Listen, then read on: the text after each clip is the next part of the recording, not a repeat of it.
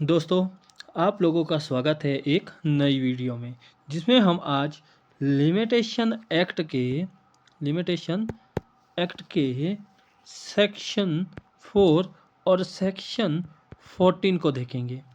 अब सेक्शन 4 और 14 क्या बात करते हैं? ये जो सेक्शन 4 है लिमिटेशन एक्ट का, ये बात करता है कि expiry of prescribed period when court is close.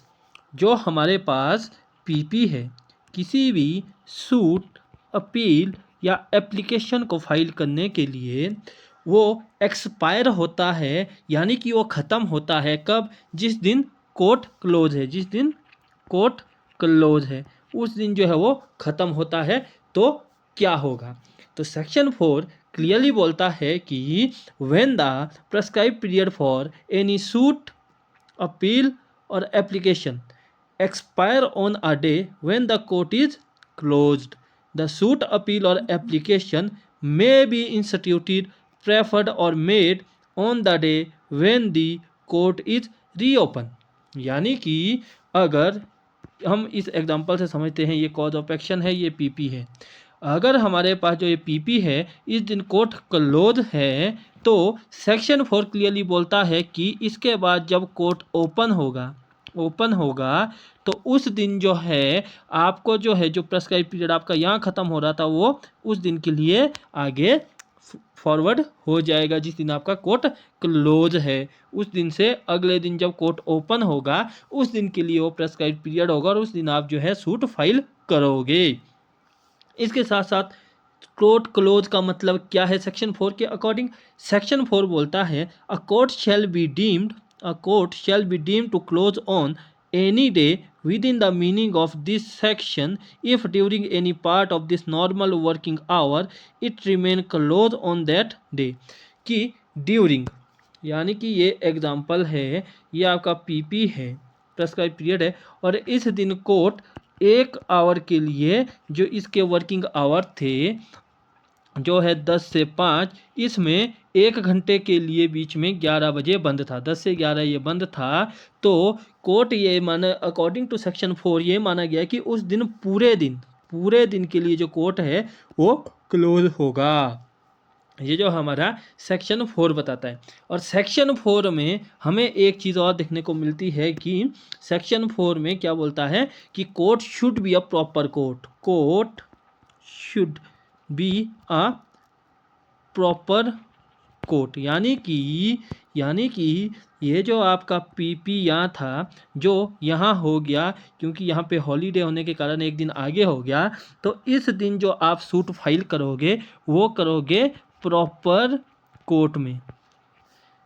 Court में जो आपने वो सूट फाइल करना है। तो अगर आप वो सूट प्रॉपर कोर्ट में फाइल नहीं करते तब तो सेक्शन 4 का जो है आप डिफेंस जो है वो नहीं ले सकते, क्योंकि सेक्शन 4 क्लियरली बोलता है कि जब प्रेस्क्राइब्ड पीरियड एक्सपायर हो रहा है उस दिन जो है वो आपका, अगर हॉलीडे है तो वो एक दिन आगे होगा, लेकिन जो एक दिन आगे होगा वो दिन आप जब सूट फाइल करोगे तो प्रॉपर कोर्ट का मतलब है जिस कोर्ट की ज्यूरिडिक्शन उसको एंटरटेन करने की है, जो कोर्ट कॉम्पिटेंट है उस सूट को एंटरटेन करने के लिए, उस कोर्ट में फाइल करना पड़ेगा। अगर आप फाइल नहीं करते हैं तो जो है आपको सेक्शन 14 सब सेक्शन 1 बात करता है कि अगर आपने उस दिन जो है जो सूट है वो प्रॉपर कोर्ट में फाइल नहीं किया तो क्या होगा।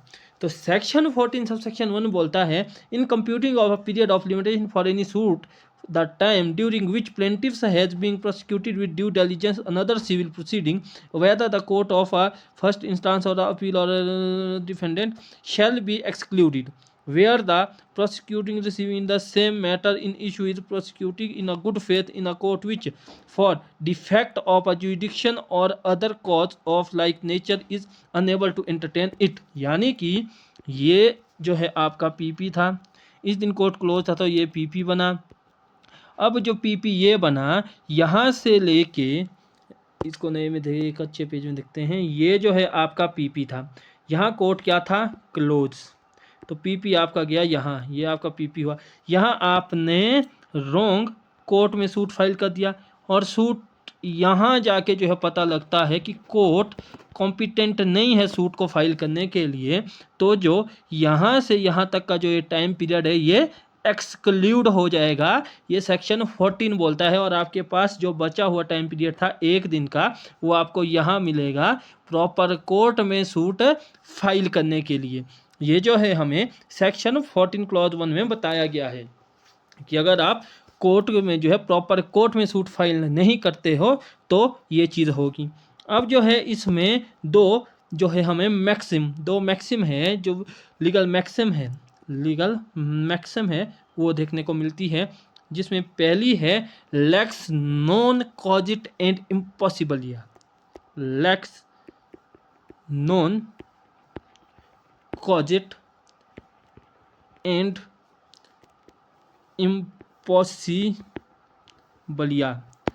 मतलब कि the law does not compel a man to do what he can not possibly perform. यानी कि इस लीगल मैक्सिम का मतलब है, ये सेक्शन 4 से बात करती है कि लॉ आपको वो करने के लिए कंपेल नहीं करता है जो आप करना आपके लिए पॉसिबल ना हो। जो आपको पॉसिबल करना ना हो उसको करने के लिए लॉ आपको कंपेल नहीं करता है, ये मैक्सिम ये बोलती है। और ये section 4 of Indian limitation act से रिलेट करती है। इसके बाद जो अगली मैक्सिम है वो एक्टस क्यूरा नेमिनम ग्रेबिट। एक्टस क्यूरा नेमिनम ग्रेबिट, यानी कि an act of court shall not be produce anyone. Act of court shall not prejudice anyone। तो ये जो है दूसरी जो है लीगल मैक्सिम है जो हमने आज इस सेक्शन 4 में देखी। तो आज की वीडियो में हम इतना ही डिस्कस करेंगे। नेक्स्ट वीडियो में हम सेक्शन 5 और सेक्शन 3A जो दोनों की बात करते हैं, किस बारे में, कंडोनेशन ऑफ डिले के बारे में बात करते हैं। इसको हम नेक्स्ट वीडियो में जो है वो डिस्कस करेंगे कि भाई सेक्शन 5 क्या बोलता है, सेक्शन 3A का जो रूल, कंडोनेशन ऑफ डिले का जो रूल 3A है वो क्या बोलता है। सॉरी, सेक्शन नहीं, ये है rule 3A, condonation of delay ये क्या बोलता है। कंडोनेशन ऑफ डिले का जो रूल है वो 3A में है, वो क्या बोलता है, ये हम नेक्स्ट वीडियो में देखेंगे। तो आज के लिए इतना ही।